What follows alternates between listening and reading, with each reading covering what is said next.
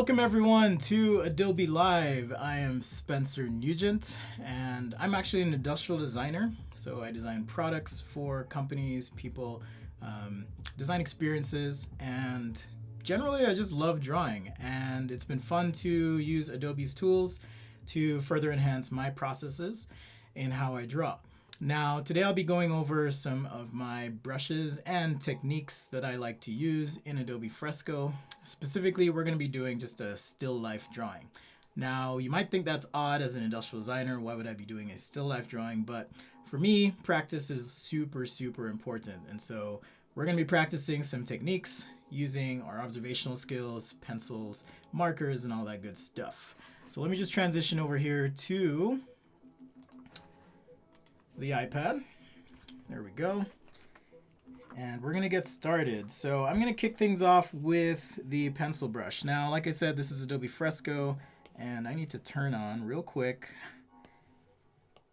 this feature here. General, I believe it's input, touch, and I'm going to turn on show touches so you guys can kind of see what we're doing here on screen. But just to kick things off, in Fresco, you have all these brushes available to you. So by default, you have basic, comics, dry media, FX, and so forth. Tons of options for you if you're looking for brushes that come with the app. In addition to that, I can hit this plus sign and hit get more brushes, which will open a web page, allow me to add those brushes to my Creative Cloud that I want to use. But I'm going to focus on my favorites, and just so you know how you do that is if there's a brush that you like, say in dry media, like this soft chalk, I can hit the star next to that brush, and once that star is filled in, it now appears in my favorites. So I've gone ahead and added some favorites already. If there's a brush that you're using that you like and want to try out and at least keep fresh and available, you can add that to your favorites so that you'll have it at the ready.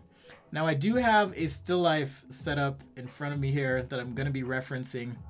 It's just a little scene that I put together, and today we're going to be talking a little bit about reflections and lighting, so I thought it'd be a good practice for us to have that set up. So let me get started by drawing, and I am using the pencil, and by pencil I don't mean the Apple Pencil, just the pencil that comes with Fresco.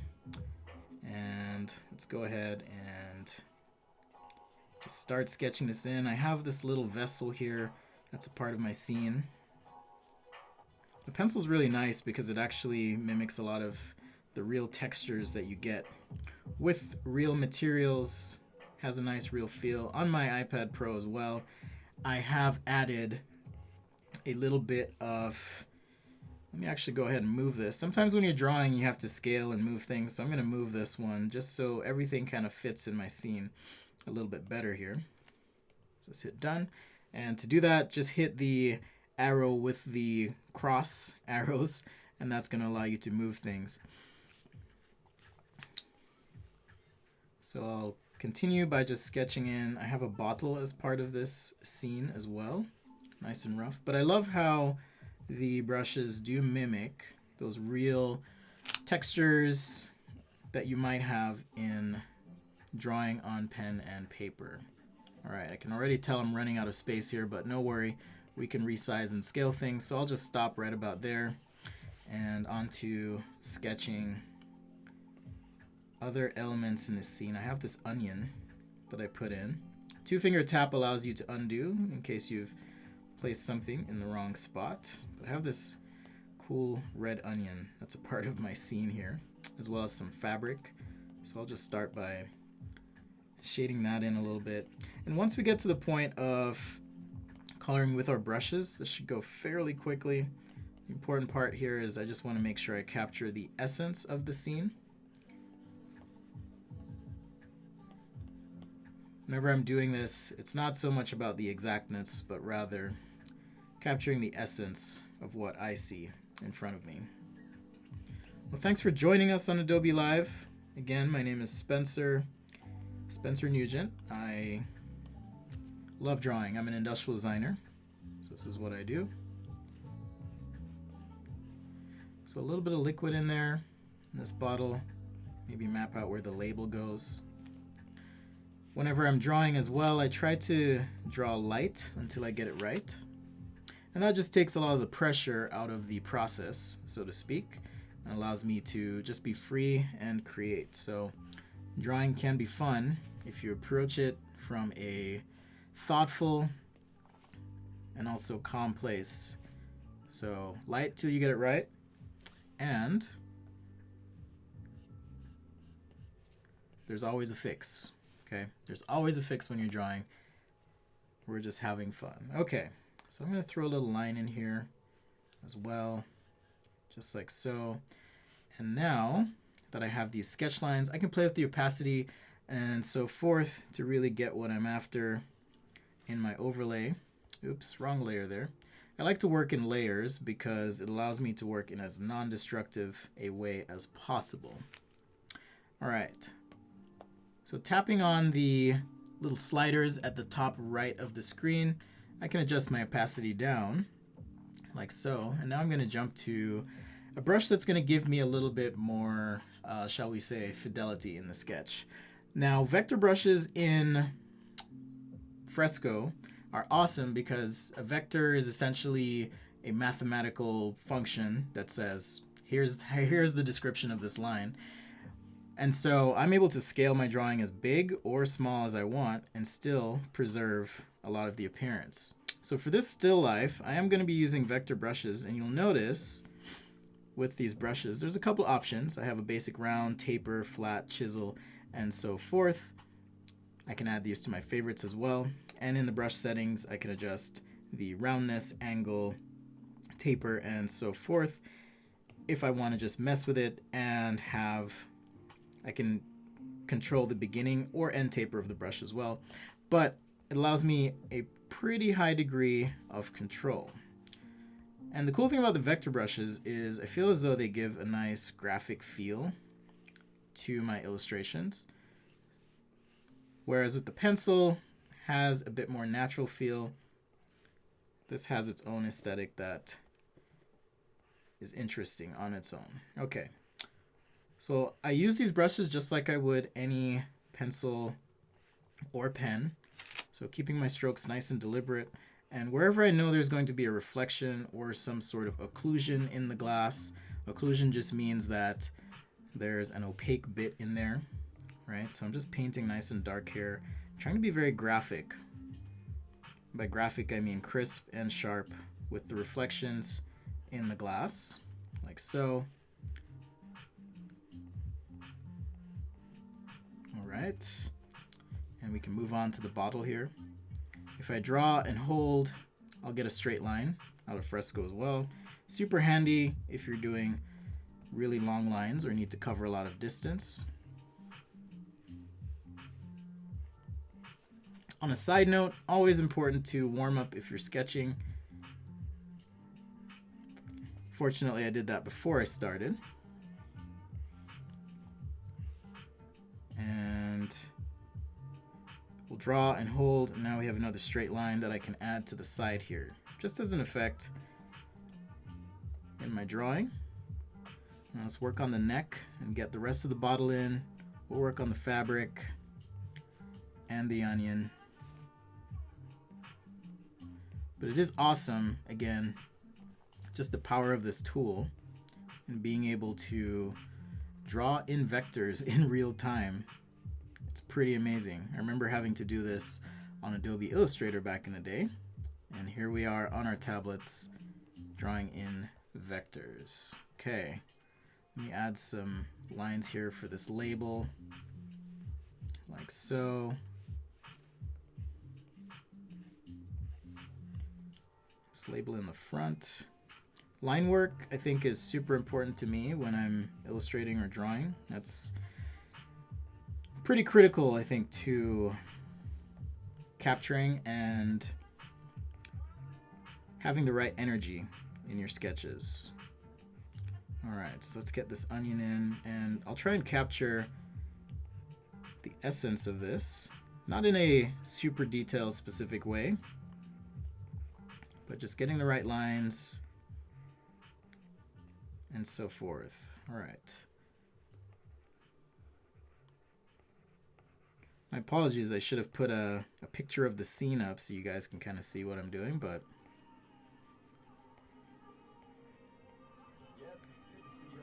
we'll keep moving on with this. All right, so now I'm just working on the folds. Okay, and like I said, just trying to be graphic and deliberate. The color is going to carry a lot of this, and the vector lines that we put in here will also help communicate the surface finishes. In this case, pardon me, glossy or shiny. All right, just like that. And now let's finish off some more of this fabric.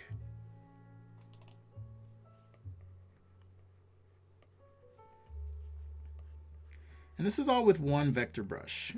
Typically, I like to work with a fairly simple brush set. So if I'm going into a drawing, I know at least what I'm doing, and it helps keep the look of the drawing somewhat consistent by just using a limited or specific set of vector brushes. Well, not just vector, frankly, just whatever brushes I choose to use for that drawing. All right, fabric's interesting, beautiful to look at, and frankly just so much fun to draw. The extra lines here are meant to communicate some shadowing, but again in just this graphic and deliberate way. And everything I'm doing here, again, I used to have to do in Illustrator, so it's so nice to be able to have this tool in Adobe Fresco to create these illustrations. Super awesome. And I can make tons of layers if I need to, and frankly it just doesn't slow down, which to me is super important. Particularly as you may be reproducing your sketch or drawing and you might want to scale it up for your client. It's nice to be able to do that without having to worry about the resolution after the fact. Okay, so we've got most of our line work in. I'm going to work on the onion here just a little bit. Let's add some onion skin lines, like so. Oops, made a little mistake there. All right, so just adding some of these lines. We've got our roots here, kind of coming off a little bit. Now this brush is pressure sensitive, which means if I push harder, I get a thicker line than if I push or draw a little bit lighter with a lighter hand. And you can adjust those settings as far as the responsiveness in the settings of the app or the brush. Super handy depending on how you like to draw. I like to draw with a heavier hand, so I'm always pushing really hard on my screen. You want the tool to work with how you work, not against how you work. So definitely take some time to set it up and figure out how you draw and how that tool can best represent your style. So adding these lines here, now I'm focusing on adding a little bit of shadowing right where this onion essentially is rounding away from the light. And if I do this and do it correctly, I can have, it'll be really easy rather when I add the color to then have this feel somewhat round. All right. So definitely take these brushes for a spin, and hopefully you can kind of see what's happening there. I've got the onion, I've got the bottle, and now this glass is transparent, so I'm going to see some stuff through here. Okay, so let's go ahead and finish out the top like so. Maybe add a few more artifacts where we need them. If you make a mistake, you can undo, which is super nice. But just adding some expressive artifacts here. And even the wood grain, like so. This is a little wooden top that I made for this glass. So adding a couple lines here, like so. And once we have the color, it's really going to help all of this pop.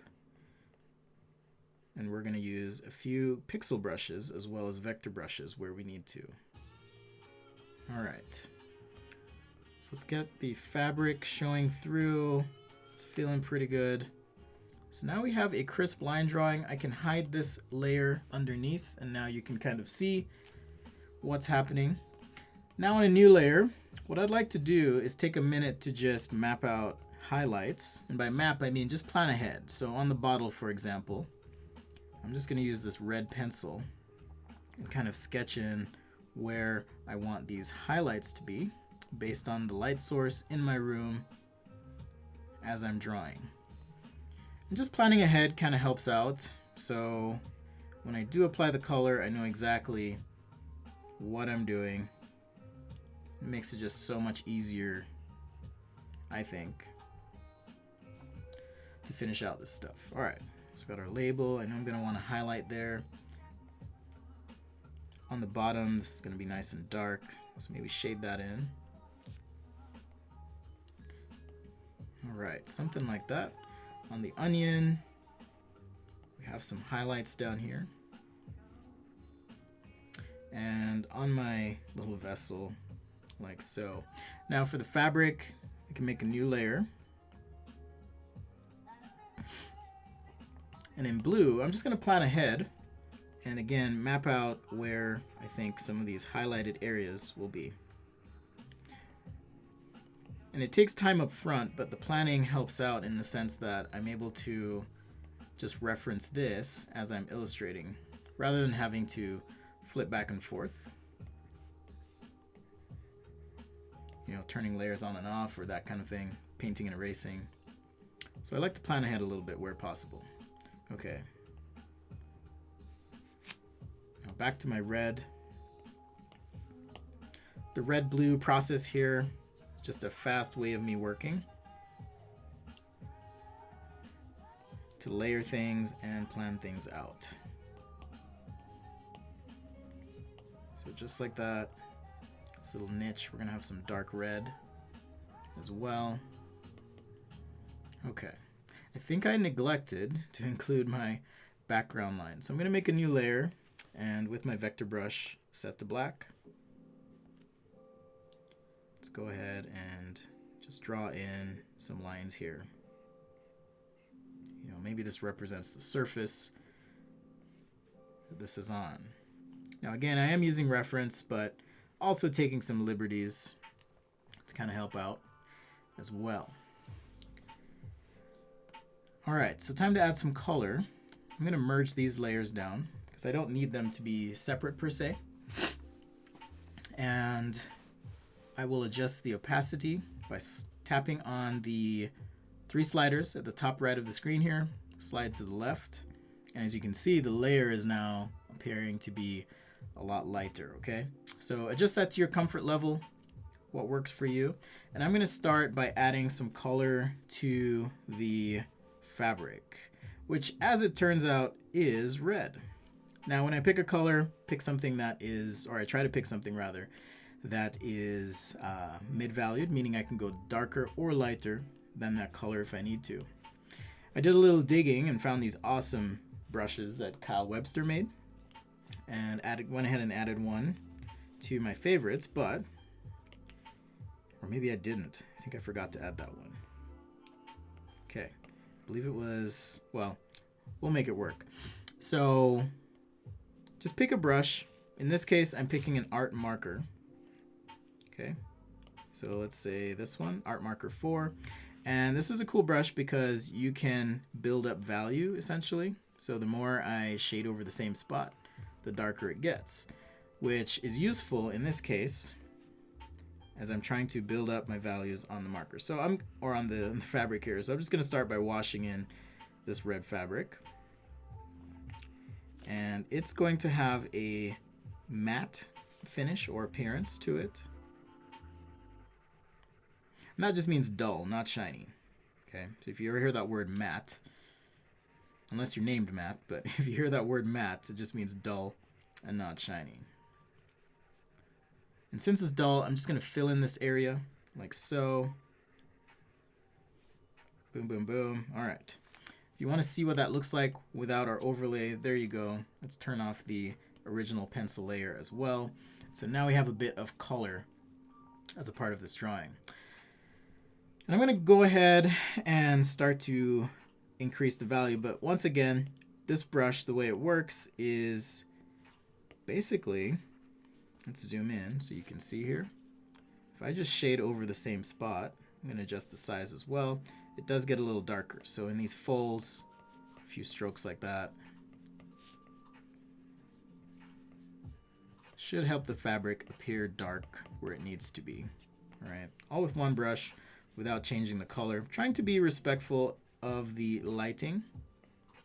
If I need to, I can always turn on that layer that I had mapped out my colors on.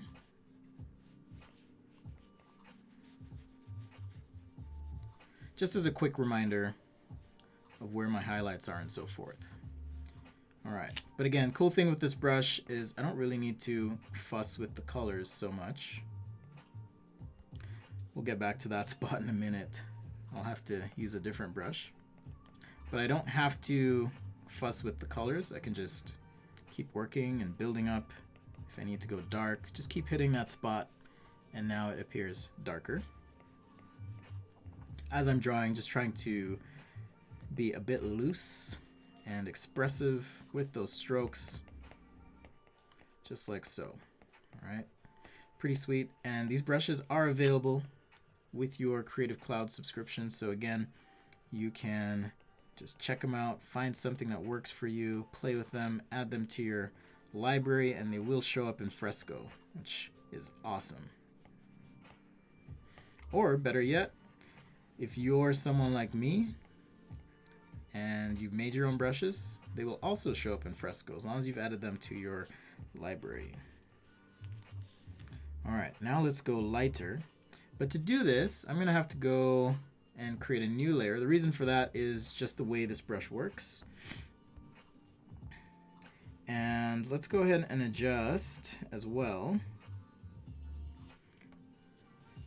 the size of the brush. All right. And there's a setting here I wanted to show you guys. So under brushes, shape dynamics, you can control via pen pressure, but I'm gonna actually, let's see, or not pen pressure, sorry. It's under control here. There's a control for direction. Now when I select that, the brush will actually follow the direction of the Apple Pencil as I'm drawing on the iPad, which is particularly useful if you are hoping to maintain a consistent look. So let's reduce the size here and now start to paint in some of these highlights. Okay, just like so. Because if I turn this off, just to show you guys, let's see, under shape dynamics, if I turn this off and go back to pen pressure, what I have is strokes that are skinny that way and wide in another way and so forth. So I didn't really want that. I wanted a more consistent look. So switching my control to direction, like so.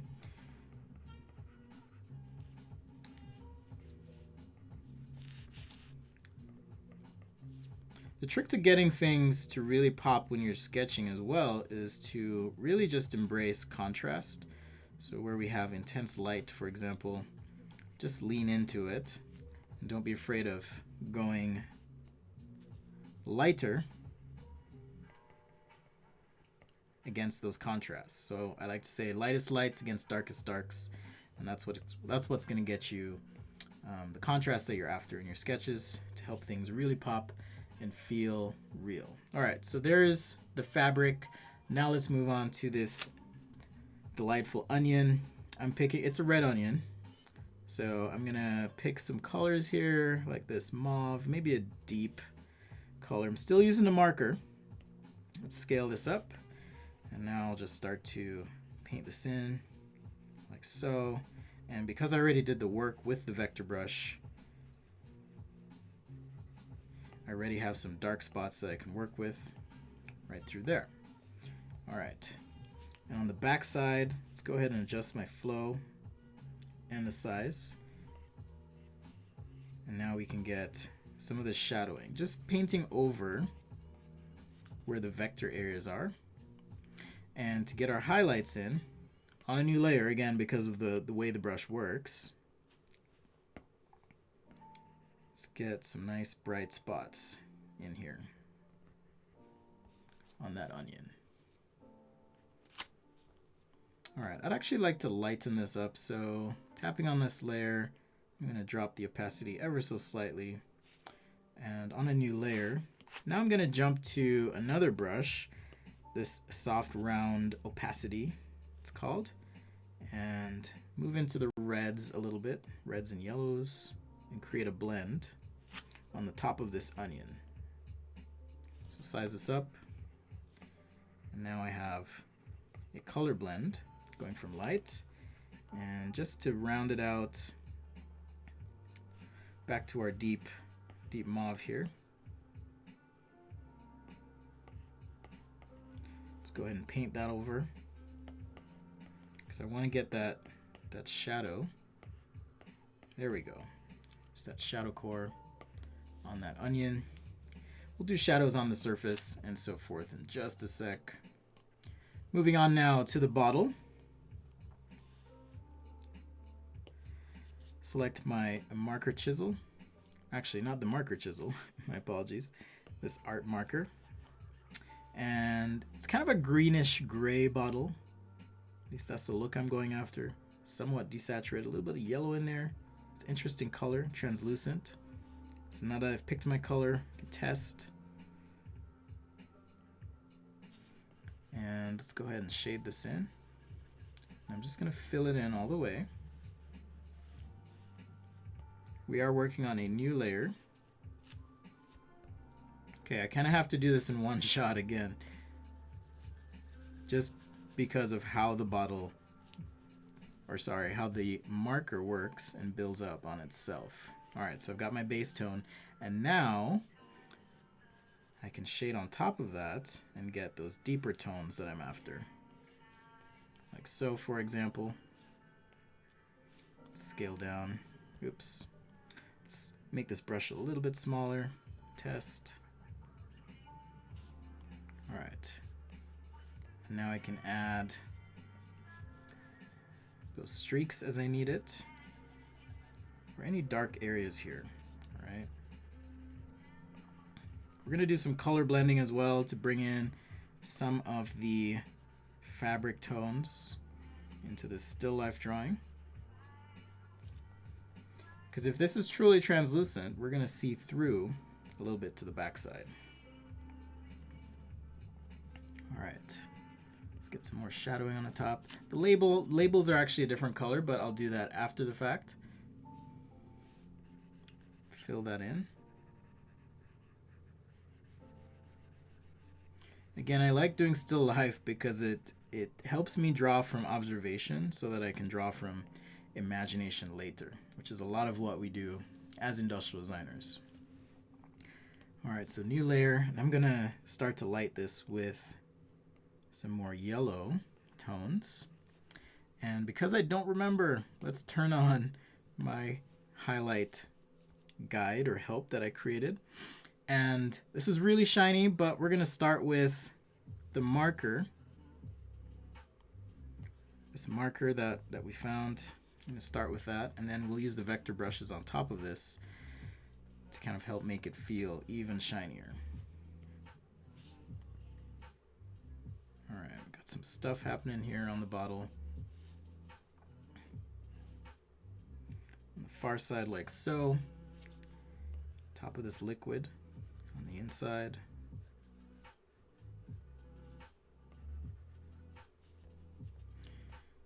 And I do want a solid color for the top of the bottle, so I'm going to just pick this kind of goldish brown right there, shade in the label as well.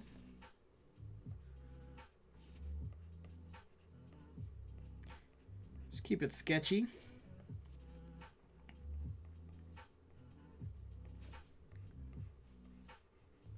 Now, as I'm doing this shading, I'm trying to think, well, not even just think, but observe the light sources and the lighting effects on the bottle itself. So now moving to a brighter version of this color. In fact, if we want to pick the exact color again, I can just tap on the screen and this little loop appears. And now I can drop the loop wherever I want. So if I want a deep green, now I have the deep green. Tap and hold, but I actually want this light yellowish green, and increasing the brightness and jumping back to my vector layer. Now if I just start drawing, if you notice when I create a new layer, there's a new layer over here, right there. When I create a new layer, there is no icon next to the layer. So as soon as I start drawing on the layer, this little dot appears right there, and that dot is saying that this is now a vector layer. So Fresco is layer agnostic until you start applying certain things to that layer. I'm going to turn off that red, blue stuff so you can kind of see what I'm doing with the reflections here and this vector brush. All right.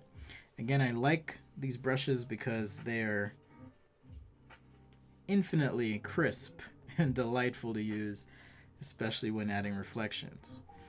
And when you see stuff like this in a sketch or drawing, this is literally us as illustrators or designers trying to capture just that beautiful high contrast light that you see on objects. So taking it a step further, going to white now on top of some of this yellow. It's very, very, very subtle. It's just going to help things pop. Now using some white, like so.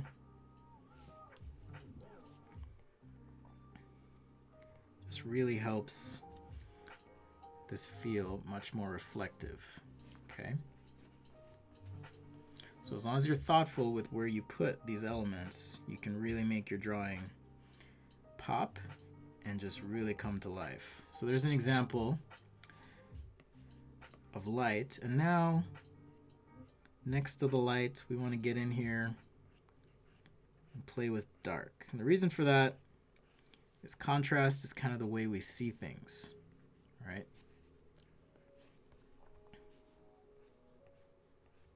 So think lightest lights, darkest darks. In the case of glass, this could be representative of something in the environment that is being reflected or refracted in the glass. Okay.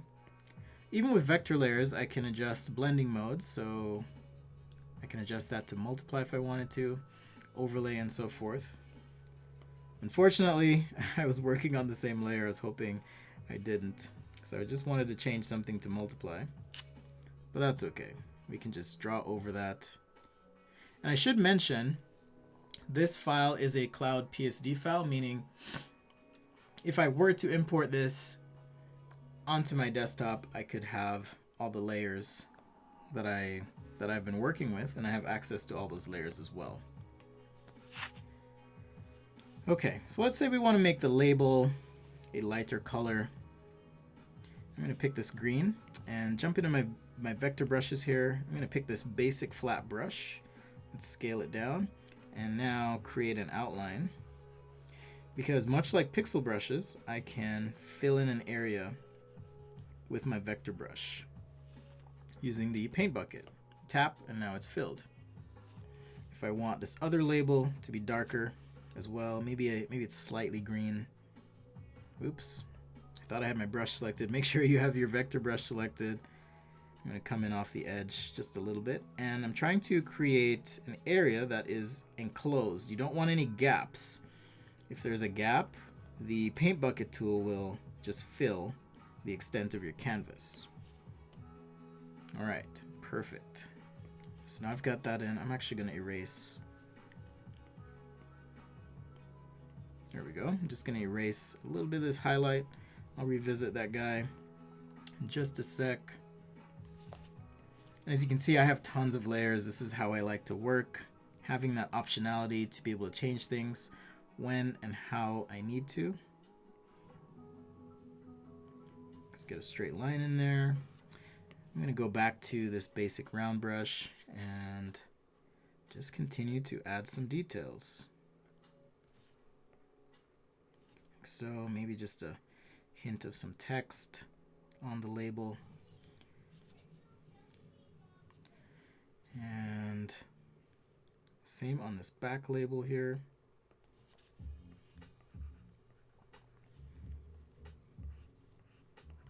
Just like that. Maybe a little barcode type thing or something. And some text. Again, not trying to recreate or reproduce exactly what I'm seeing, but rather represent what I'm seeing. All right, a little bit darker here.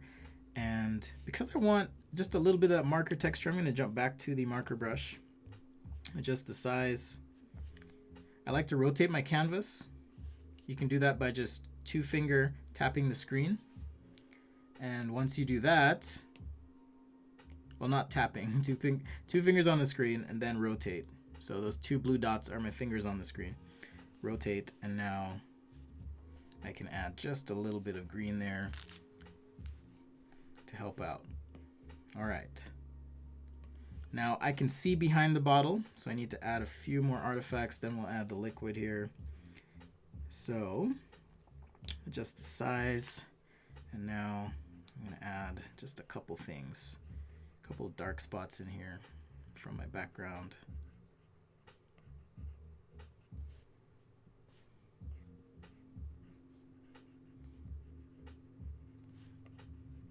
Just like that.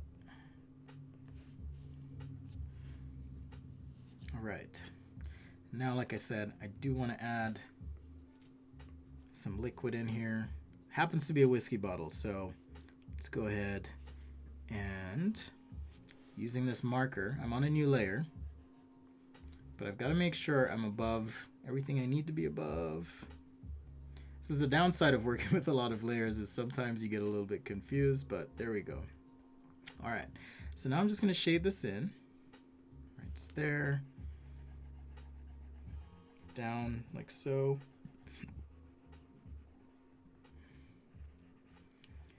And with this on the top, I can now play with the opacity and blending modes. Okay, so if I lower the opacity, you can kind of see how that's starting to change a bit. And then with the blending mode, I could pick something like multiply. Let's see. I usually just like to play with these, frankly, and see what works. And if I find one that works, I just roll with it. So non-specific, usually I find myself doing multiply a lot. In this case, I'm just going to leave it on normal and play with the opacity here so that it appears to be translucent. Like I mentioned, I also had the red fabric that I wanted to carry through. So, actually, wrong layer order there. Let's go back.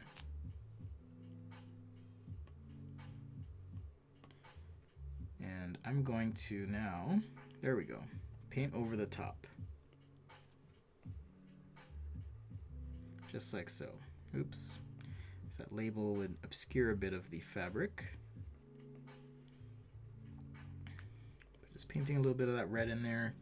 And I do want to enhance a bit of the appearance of the red, make certain parts a bit more saturated.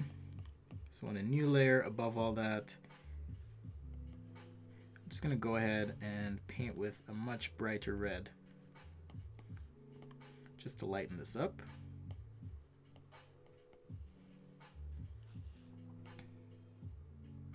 Now if this thing's really reflective, we're going to get some red reflections, highlights, things popping up in here.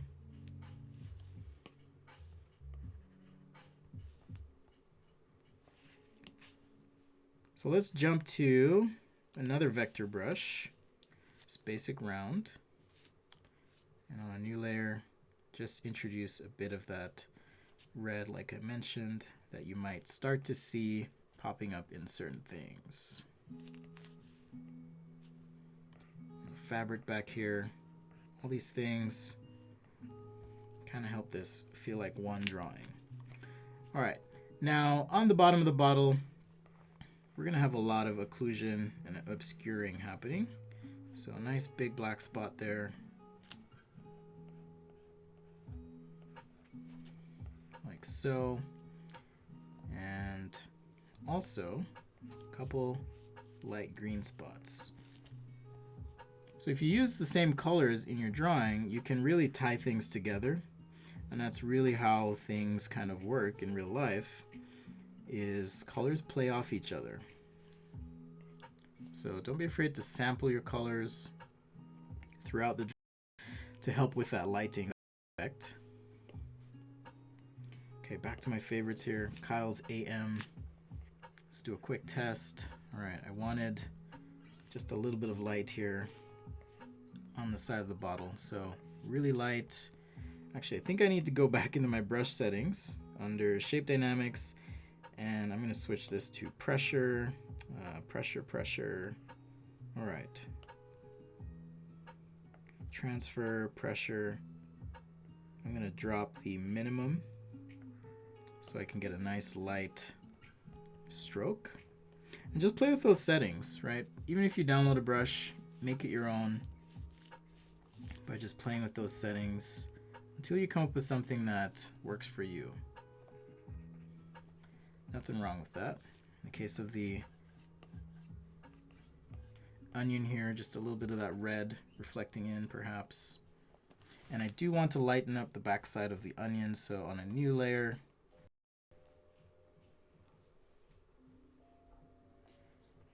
just back here, I'm now going to paint in a little bit. Just lighten this up.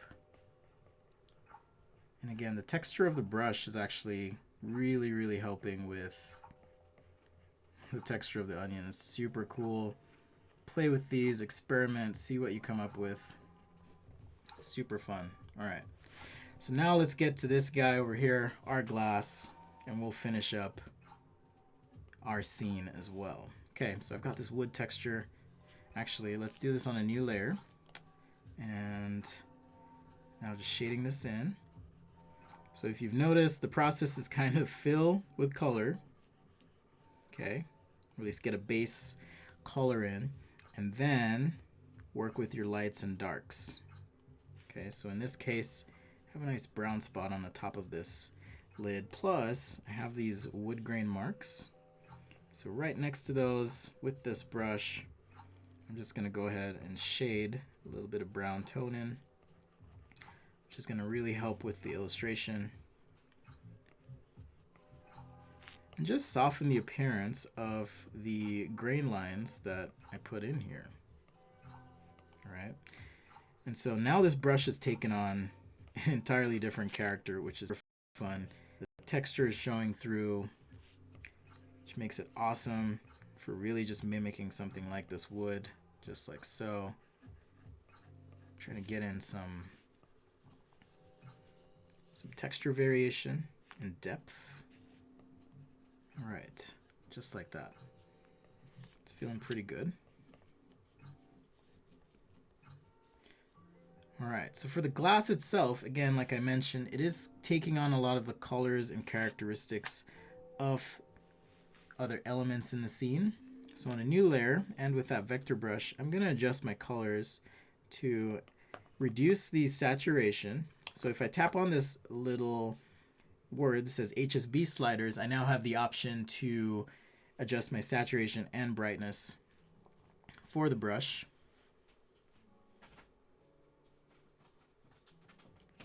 So we'll finish this out.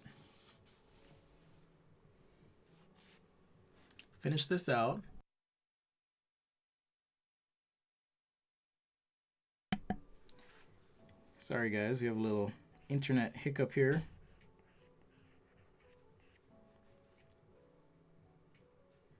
All right.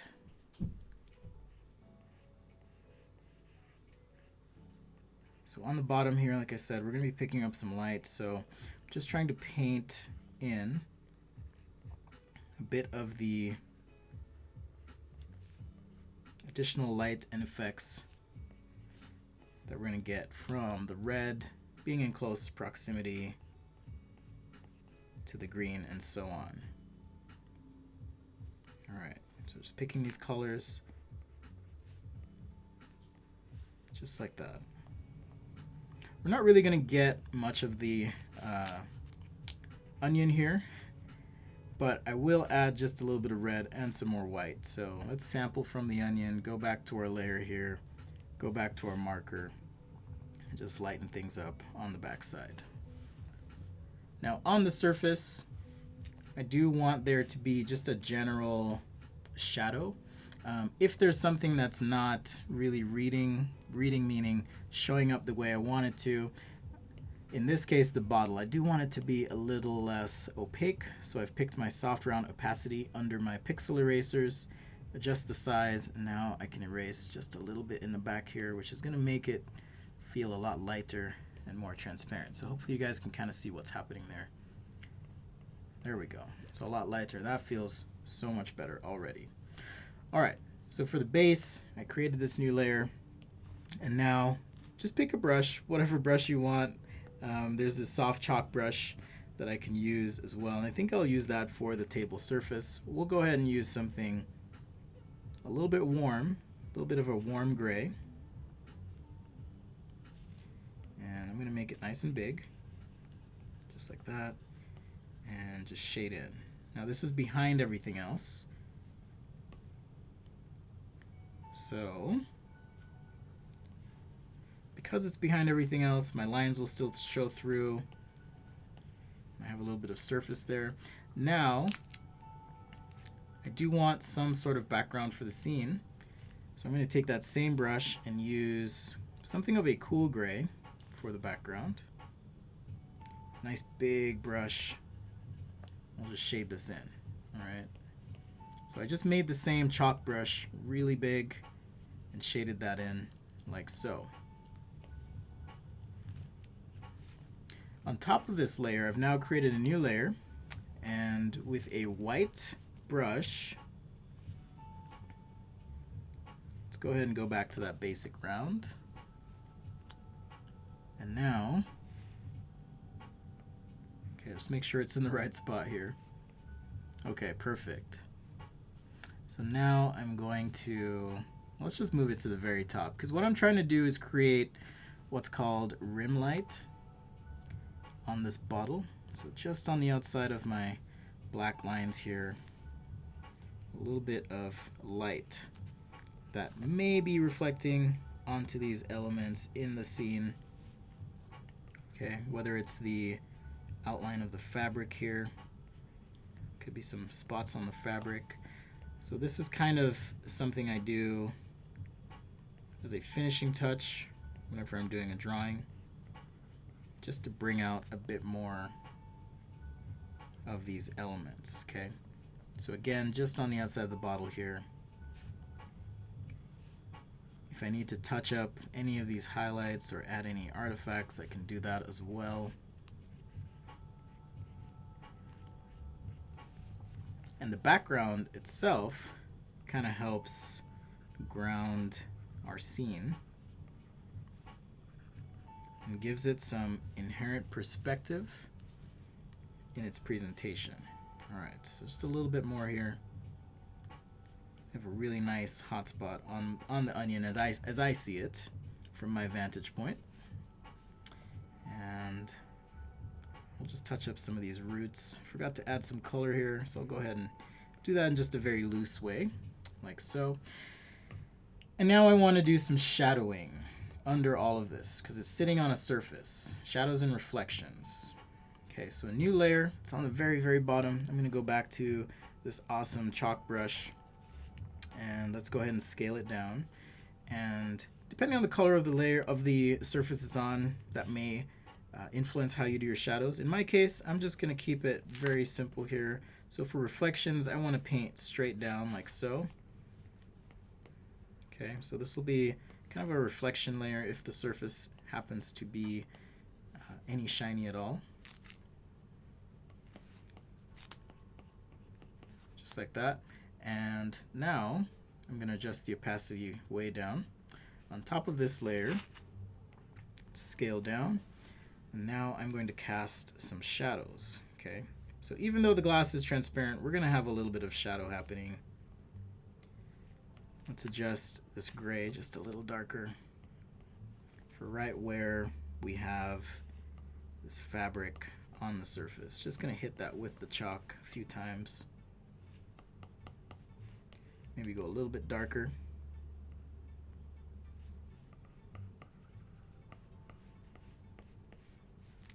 Like so.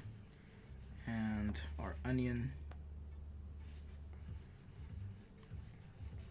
And just kind of hit it. And if you control your pressure and just build up, you can have that shadow the way you want it to be. In my case, like I said, there's always a fix. Light until you get it right, and you can undo. Now, since we're painting with light, just in this reflection, I'm going to add a little bit of red. It's very subtle, just here.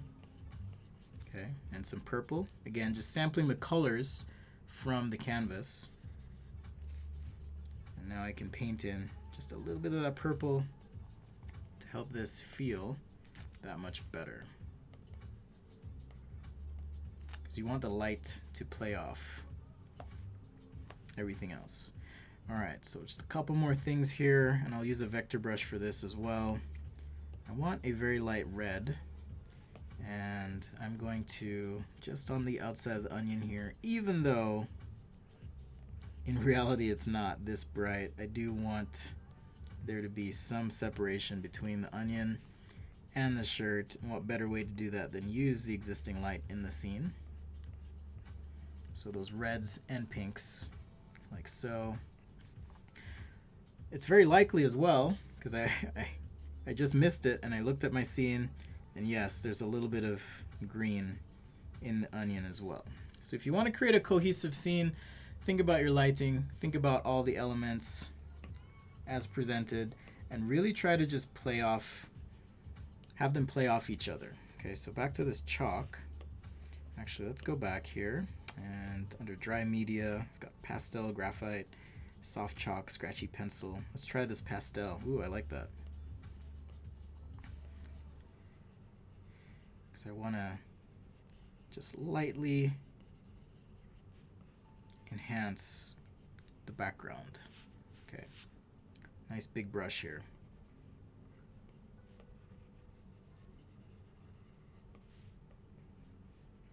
And away from the light source, I definitely want it to feel a bit darker.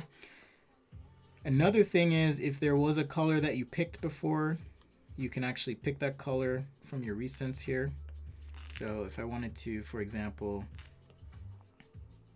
have these greens be a part of how I'm shading the scene, I can pull that in and just blend those together. I do want to go a little bit darker though, right through there.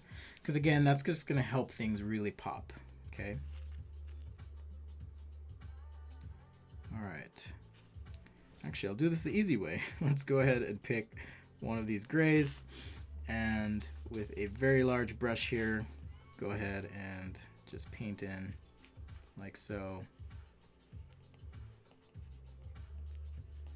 Or shade in rather.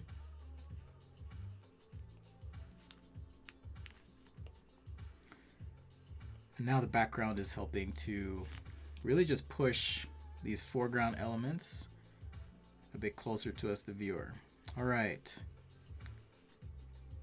So that's a little bit of how I like to practice doing some still life drawing, just to kind of keep myself sharp, so to speak, as an industrial designer. It's not necessarily something that would be required of me in a professional setting, but I certainly enjoy it. And like I said, if you want to be able to draw from your imagination, you kind of have to draw from imagination or observation as well. And so this is one of those instances where you can really learn a lot of stuff if you just open your eyes and practice and try and draw something that is real. Take in all that information, because all that information will help you when you do your imaginative drawings. All right, guys, so there it is. There's our still life drawing. I hope you guys try out Fresco. If you do use Fresco, continue to use it. There's always updates being released. Super awesome app and situation happening. So once again, thank you. I'm Spencer Nugent, and hopefully I'll be back soon. All right, guys, stay tuned for more from Adobe Live.